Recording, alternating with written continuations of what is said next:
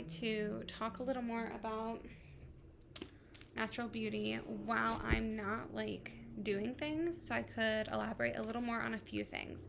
And also, I wanted to talk about Helen, who is a very significant character, and I don't think I mentioned her at all when I last recorded. So, Helen is the goddaughter or niece of Victor. I can't remember, but basically, like, he's not her dad, but he like played a big role in like her upbringing, right? So she works for him. She's really into pottery. So she actually like designed the jars that the products from Holistic um, are sold in. However, like she has to like follow uniform practices that um, for like, you know, the sales purposes. And like she's not the only potter, like she designed it, and then like because they've grown in popularity, they have people who are making um the jars as well. But when it comes to like making things that don't have to be uniform, like for people who work on the farms and get like kickbacks of like their products, she's allowed to have creativity with that, and she makes her own as well. And the jars are different shapes, different like textures, all kinds of things. And I think that that's a really beautiful symbol for how women come in all different ways, because this book is a critique of the beauty industry.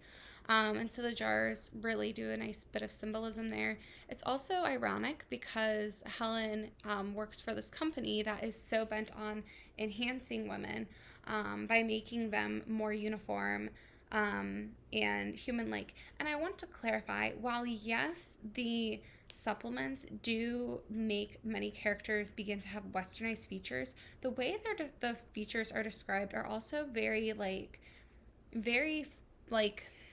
I don't want to say galactic because that's giving like too much like space alien kind of thing. It's not like that. It's just like very otherworldly, but not like in a, not, I don't want to say ethereal. That's not the right word I'm looking for either. But basically, like, it's not just turning them into hot women. It's not just turning them into white women. It's not like, and I'm not saying those are two exclusive things, right? Like, to be clear, that's not what I'm saying. But anyway, my point is, like, this whole book is like about turning people into otherworldly things without making them too otherworldly, and also like supporting Western values because it's a critique, right? Um, the other thing is, we talked about Alice not being a victim. Um, Male roles. Oh, men playing a role, because this all these companies are owned by men, right? Like Victor's like a head honcho in a lot of like male-owned companies. And when we think about a lot of our cosmetic companies, many are ran by men if they are not owned by men. And it kind of makes me think of that song that's like, oh, I know Victoria's Secret. She's an old man that lives in Ohio. You know, that one. So it kind of gives me that energy. The other thing is Helen, the character I referenced earlier. Oh, let me back up. Our narrator, our main character, develops a friendship with Helen, and with we've spoken a little about Lilith, but I really want to do a deep dive on her later. Anyway, so Helen has a brother named, I think, Jack or Henry. Let me look. I'm gonna pause and look actually instead of just guessing. It's Henry. I was right. It's Henry. So Helen's brother is named Henry, and obviously he has that connection with Victor, because he was also like, he and Helen are brother and sister, so like they were brought up like in the same proximity and connection, etc. But like, men play a very different role in for working for Victor than the women. So the women basically do the marketing because they're taking the supplements and they are, you know, showing the work of what they do, but they're also working the stores, the spas, etc. Remember how I said in the part one that Victor had like chosen our narrator, our narrator from an early age and like sought her out. Basically, like in the beginning of the story, before we know how any of these people are connected, I mentioned that like our roommate's shower wasn't working. So something that our narrator does that unfortunately actually a lot of people with like insecure housing situations do as well. It's very common and very sad. Like, no one should have to do this. Is that Like basically she'll go on a dating app and like go to someone's house to hook up with them so that she can then like use their shower after and just casually be like, oh, like, do you mind if I shower? But like the whole purpose was like to do it for the shower.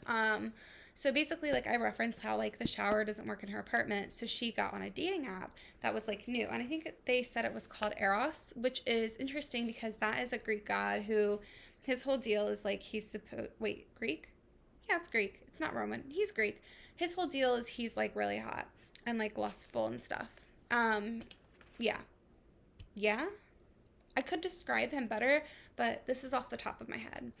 But yeah, he's like all about lust, romance, you know? So, anyway, the whole idea is that it's a dating app for like people who are really intelligent, who are like, you know how there's like dating apps that, don't sue me. I'm not saying this, I'm saying people feel like there are some like more accessible, open to everybody apps like Tinder, Hinge, Bumble, blah, blah, blah, right? And then there's like some elite ones that are made for like the wealthy, the elites, blah, blah, blah. So this app that she gets on Eros is for like the higher up people. Because remember, while she's like in this not great living situation and money's tight, etc., she still is a pianist. Like she has a talent. She has these gorgeous headshots. Like she is familiar with that elitist society. And it's interesting because our author points out that like being part of that society as a performer, as a musician, allows her access to be in the same room as the elites but not eat the same as them, right? It's something very interesting she like mentions, like just kind of throws in there later in the book. But basically she goes on there and like this app is different because instead of swiping left to right, you like add to cart, which is interesting because like you're window shopping for a person. Very dehumanizing, as many dating apps are and many hookup apps are. So she sees this guy Jack again. She hasn't even met Helen yet at this point in the book. I don't believe, but she's like, no, she hasn't. I know she hasn't. Okay, so she goes there and they hook up. They do their thing, and the whole time they're hooking up, she's just thinking about that shower because she just really wants a shower and she's not really into him. I don't think. I'm pretty sure they don't go into her sexuality. I know she references intimacy at the conservatory, the piano conservatory, but I don't think we know for certain she's not solely into men. I don't think she's into men at all, though, really. I think at the conservatory it was seeking belonging, not necessarily that there was attraction to the person she was intimate with. I think his name was Connor. It doesn't really matter. Is it Connor? Anyway, okay, back to Jack. So she hooks up with Jack. She goes to use the shower. That's when she meets Helen, but doesn't know she's Helen yet. And she's like, "Oh, you're in the bathtub. My bad." And she's like, "Wow, like this girl's gorgeous." She later gets a thing for Helen. Anyway, so they are talking. They're doing their thing. Blah blah blah. Helen's like, "Oh, don't be embarrassed." And like gets the shower ready for her because she's like, "Oh, you know, the shower nozzles are tricky. It's always weird showering at someone else's house." So she goes and, like, you know, whatever, our narrator does her thing, cleans up, blah, blah, blah.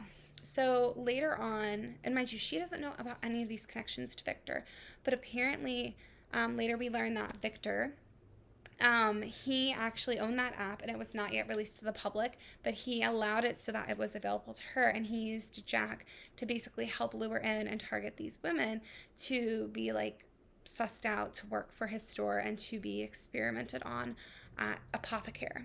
Okay. So that goes into like men playing like a really devious role. It also connects to trafficking, right? Okay. I wrote that on my notes. I don't remember where I was going to go with that. Okay. I obviously wanted to go there with it, but I don't know. I feel like there's more I wanted to say. We'll leave it there for now. Okay.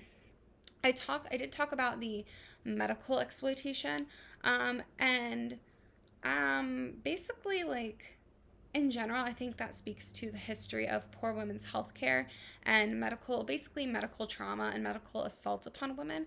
Very often, women are medical experiments, specifically when it comes to reproductive health care. And that parallel was just very obvious to me reading this book. If you just literally Google like women's reproductive history in the United States. Like if you just Google that and then you read this book, you'll be like, oh, okay. Very, very, yeah. Okay.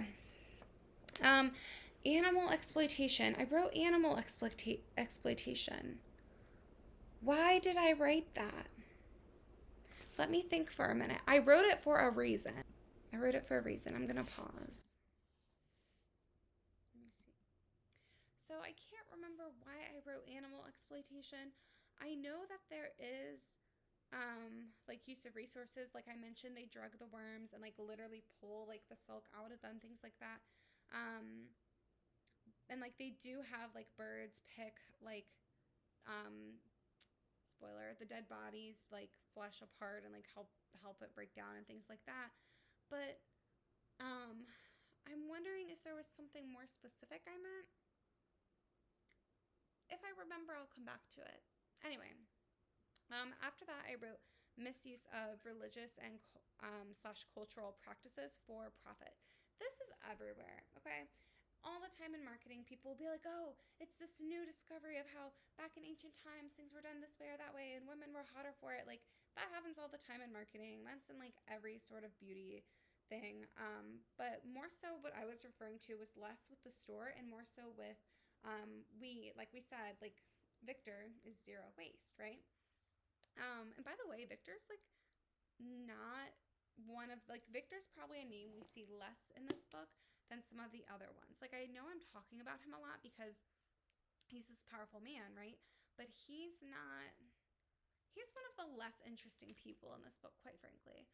Um yeah, yeah. Anyway, so and he's not like you won't encounter him in this book as often as you think.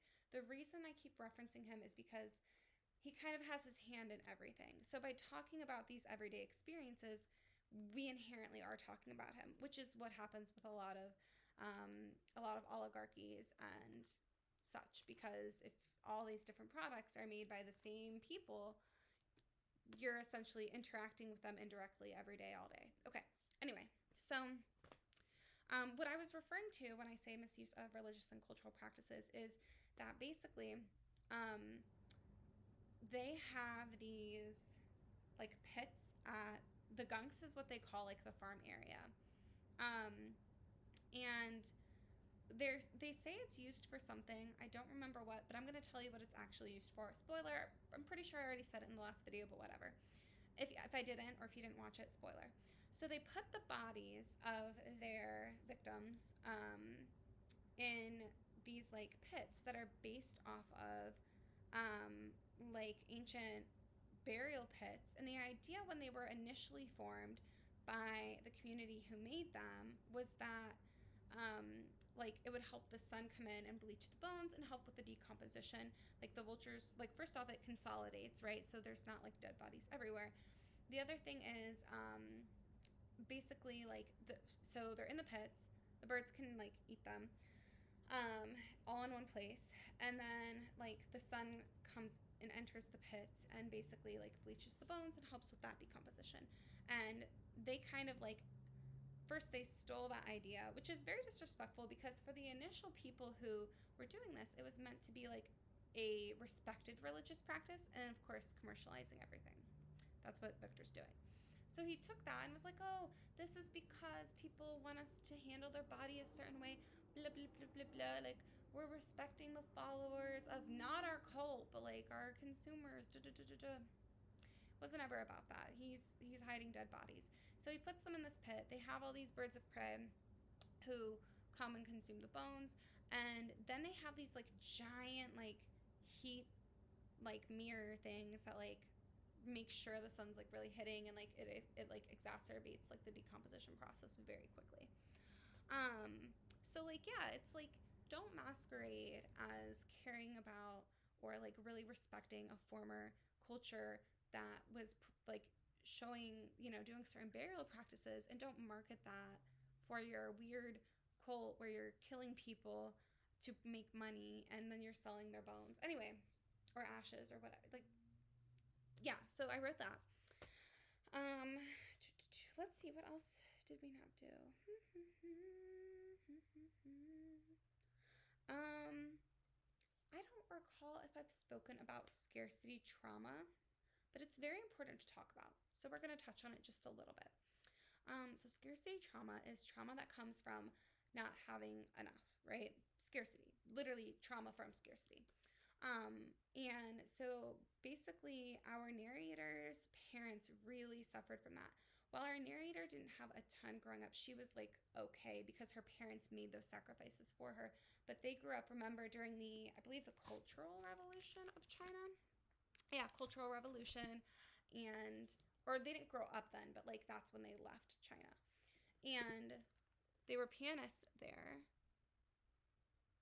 I'm just reading the thing real quick because I don't want to say the wrong information. Okay, basically, so yeah, they left. And when you come to a new place, it's hard. Things are expensive. Like you're literally starting from nothing. And that's very challenging. So they had some scarcity, and that's very traumatic. And my understanding based on the book is that the parents experienced further scarcity while they were in China.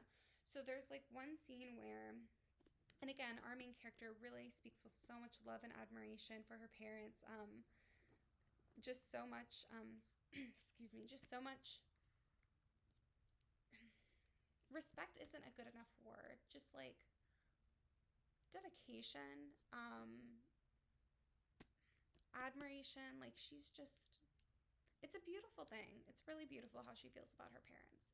So, um, she said the only time her mother hit her was that there was a time when I think she mentioned she put like food scraps in the fridge, in the trash. I'm sorry, not the fridge. Food scraps in the trash, or like grapes in the trash, or she spat something in the trash. She, at some point she put something in the trash can. Um, and it was either food, for some reason I'm thinking of grapes, or it was material from a dress, like a button or something. I don't recall what, but it was not something big. It was something small, I recall. And it was either a small piece of a clothing item or a food, likely grapes. I have no idea why I can't recall that and why what I'm remembering is so specific. But anyway, so like the mom, as like a reflex, like slapped her across the face and like was like, "Oh my gosh, that's so wasteful." Da, da, da, da. And like that was very scary for her as a little girl. And I'm not saying it is, I'm not justifying it. I'm just explaining the how these things happen, right? Um, and basically, when she got older, she learned about like scarcity trauma and how that was her mom's reaction to her trauma, right? But other than that, she said like she couldn't ever recall her mother being like aggressive towards her or harsh with her. Um, yeah. And so I think that scarcity trauma is something that a lot of people aren't comfortable talking about because talking about one, trauma, but two, talking about money, both are things that are very stigmatized. And it's something that a lot of, oh, I almost lost my laptop. It's something that a lot of populations who are at high risk of experiencing, such as immigrant populations, um, can really, they can be hit harder than non-immigrant populations. So that's something that I appreciate our author um, touching on and writing about because it's something that does happen, right? And you don't have to be an immigrant to experience scarcity trauma, but I think it's something that a lot of immigrant families do experience. And I just think if it's something that happens in the world, if we talk about it, destigmatize it, and also then we can just allow space to hear from different perspectives, hear more from each other, right? Okay. What else did I write about? Okay. So, so Lilith. Lilith is a character who is best friends with Helen and was essentially raised with Helen and Henry to an extent. And then in college, she basically like separated from Victor and did a lot of journalism on like how he was exploiting things, how things were culty, how things were weird, da da da da da. But a lot of her journalism jobs she kept getting fired from. Why? Victor had money, Victor had power, everybody was on his payroll. Again, we know the deal at this point. we have real life examples of things like this. We know. Anyway, so that was basically like Lilith was having trouble, and Lilith works at the store Holistic. Like she's not just friends with Helen, but she works at the store Holistic. And at first she and our narrator have like an not awkward, but like an iciness. Like Lilith's very like cool, reserved, da, da, da, da, da. But like she warms up to our narrator, and they develop a friendship outside of like at first it was like just coworkers, and there was some iciness, some distance. And then, but like not rudeness. Like they just didn't click. Like Lilith wasn't nasty to our narrator. It just wasn't a thing. But Helen and our narrator eventually become friends and start hanging out. And so Helen's the mutual friend. And then over time, Lilith develops a relationship with our narrator outside of Helen, like regardless of Helen. And that's cool. But anyway, so Lilith was doing all those things, and then like her jobs weren't working out, and eventually she was like, "Well, family's family, and like some of the people go too far, but maybe it's not that bad." Lilith wasn't aware of the experiments and murders at this point. She just was reporting on like the beauty industry and like the ingredients that and like just like regular beauty industry critiques. Like she wasn't going into all the other stuff. She wasn't aware of all the other stuff, okay? So eventually Lilith describes it as a regrettable like phase in her past. She was like rebelling against like the people who like cared for her. And so like she ends up like taking the job at Holistic and like yada yada. So she's not like fully on board with everything Victor's doing, but she's grateful for the job. And yeah, and she's like, here we are. So eventually things start happening to Helen because regrettably she is taking the experimental supplements that are not quite right, that are not sold to mainstream consumers, right? So Helen's taking those and things happen to her. Lilith and our narrator are the ones who find her and try to help her. And I don't remember if I said it or not, so I'm not going to say it. But anyway, they try to help her and they learn some things. And then Lilith and our narrator go on a journey to try to fix some things. I'm not going to say more than that, but Lilith is a very honest person, and I think sometimes that can be viewed as off-putting. But she's not she's not an unempathetic person. Like she has a grandmother who like she takes care of, and like she's warm when she's comfortable with people, right? Which is fair, especially I feel like in New York City. Like if you live in any city, but if you live in New York City, I I would keep some distance too if I lived in New York City. Cuz you don't it's a big city, lots of people, lots of big personalities. You don't know everybody, okay? So anyway, um like one thing she has like the dark hair, and so when our narrator is talking to her, Lilith says like despite the pressure from Victor Sage, who is Victor's crony, despite the push from them and the judgment from her other colleagues, she refused to lighten her hair because her dark hair was her only thing that really resembled her parents. And we go back to that idea of like your genes being your inheritance, which just like that reinforcement of that idea. And I think that's really beautiful, because not everyone has money to give to someone as inheritance when they pass. But if you can pass along your genes and your memories and like little things like that, well, it's not little because that minimizes it, but just like those free things, that's a really sweet, beautiful thing to look in the mirror and see like that's my family. Like this is from this person, this is from that person. We're all connected in this way. That's beautiful, and it costs $0. And so I just really appreciate that our author Huang, I really appreciate that she included that idea. Like that's amazing. Um, yeah, I wish I remembered why I wrote some of these things. Oh, one more thing. Oh, my shoulder popped. One more thing I want to talk about is we talked on employer. I think think last video I talked about employer exploitation a little bit and like the general stance of like working weird hours, working too much, not getting compensated properly, like not like being clear on like expectations, like having more work done or having more responsibilities added after you're hired, blah, blah, blah, like the normal stuff, right? But then there's not normal stuff. And so, like, for example, there is some sex abuse by the employer at the non medical facility, because I already referenced that. But, like, at the non medical, like, holistic store, there's some abuse.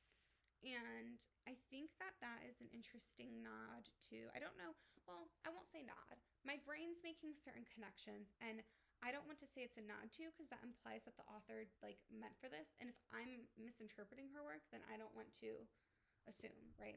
But anyway, it reminded me, well, I'm going to say what happens. Basically, like the girls who work at Holistic all have these necklaces. This is another like reference to like um, stealing data, right? And overreach of employers, but also just general like tech insecurity. They have this necklace that like reads their vitals and da da da da. And if like something's off with the girl's mood or it senses their heart rate increase or whatever, like it sends the data to a database that is only accessed by three people: Victor, Sage, and then a third person. What's her name? Let me see if I can find it. I'm gonna pause it real quick. Okay, I found her name. It's spelled Imogen. I think it's I am not sure about the pronunciation. I think it's Imogen, but I'll have to look it up. Genuinely, I'm not sure. So I need to do my research. But basically, like, that's the third person allowed to access the data, and her whole job is to, so like, her office is in the spa ring, and like a main thing of her job is to like help monitor the girls' data and like make sure that they are like all good. And sorry, I just wanted to check my sticker. Make sure that they're all good and like all good, or like make sure that their data is consistent rather. And if it's inconsistent, her job is to try to make the girls happier so that their vitals, or not vitals, but like so that their biological information, the signals that are like being, the data's being collected. They basically want the data to show that they are like settled, I guess. I don't know. I don't see, the thing is, I guess those would be the words to use, but the whole situation creeps me out, so I don't like using those words. But basically, like, they're looking for a certain consistency across the board. And our narrator had a sad event that really just was a downer. And so basically, this woman's job is whenever people start to like have a mood downer and it like signals like inconsistencies in their data or they're bummed, her job is to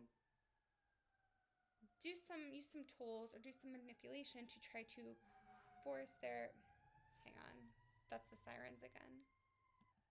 Okay, so the sirens are going away. But basically, like, her job is to make them kind of against their will, right? Because this was not in her contract, to make them basically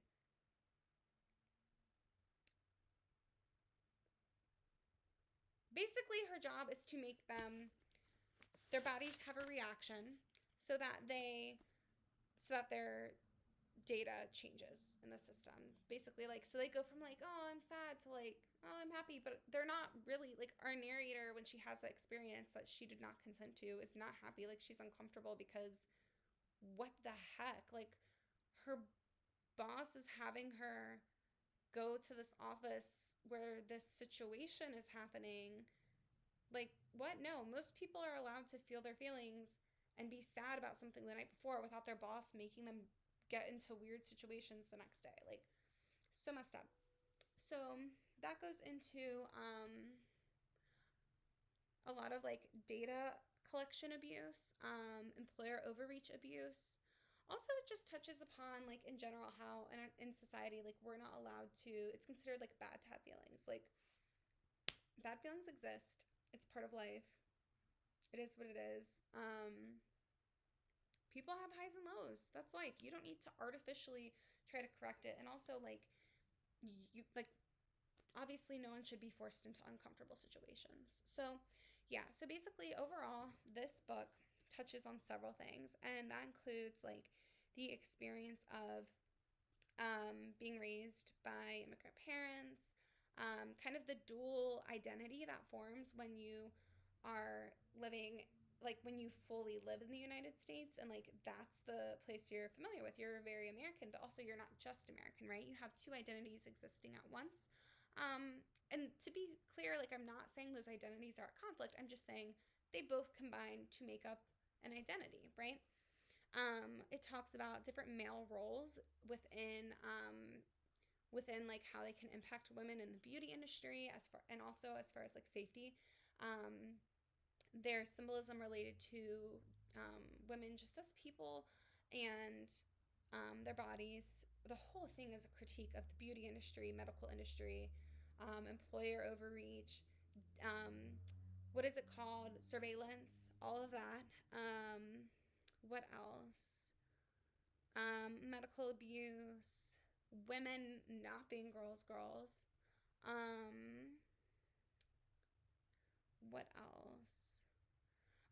Financial disparities and how some things are very accessible to others and some things are not, and what that can lead to for some groups versus others, right?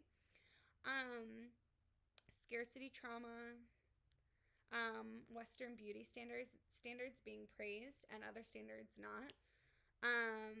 Renter exploitation, specifically in New York City. Um, Genetic, I would say genetic appreciation because I just cannot get over the beauty of genes as and like facial features as inheritance. I just think that's stunning. Um, what else? Misuse of cultural practices. I wrote religious as well. I wrote religious slash cultural, but I don't know why I added religious. Cultural, I know why, and I explained it, but I don't know why I said religious. I'll have to do another deep dive. I have no idea why I put animal exploitation. I wish I did. I don't. I don't know. If I wrote it's probably in there somehow. Yeah, okay. Um, Limitations of science. I didn't write that, but in general, like in the last video, I mentioned they're trying to like make these hybrid babies. Why? Don't do it. Don't anyway. Okay. Um yeah, long story short, this is the book. Let me put it closer cuz like everything's blurry and has a glare. This was fantastic. I would read it again and again, but I'm going to return it so I can get my next book from the library because I'm supporting my local library, or rather, they are supporting me and my habits. Um, I think every woman should read this book. I think if you're not a man, I'm sorry, I think if you're not a woman as well, you should still, I said not a man, but I meant not a woman. I guess I didn't pass the Bechdel test, but anyway, I think every woman should definitely read this, but I also think if you're not a woman, there's a lot to be gained from reading it. Because I think it's so easy to assume you know what it's like to walk a day in a woman's shoes, and like maybe you can have empathy for the day to day experience. But when you do a real critique into how all these little things add up to impact daily life, that's just different. Like it just hits different, and I really think people should read this no matter what. So yeah, it was fantastic. I don't feel like I'm doing it justice in talking about it. I feel like there's so much more to say. Um, but for now, I'll just say read it. Yeah. I thought I would be more organized if I didn't do my makeup while I taped this. I don't think that's true. I think my brain thinks in like patterns of memory versus like a row. But that's okay. Sorry if that's chaotic, but again, the book's good. Read it. Again, it's Natural Beauty by Ling Ling Huang, and it's fantastic. Yeah.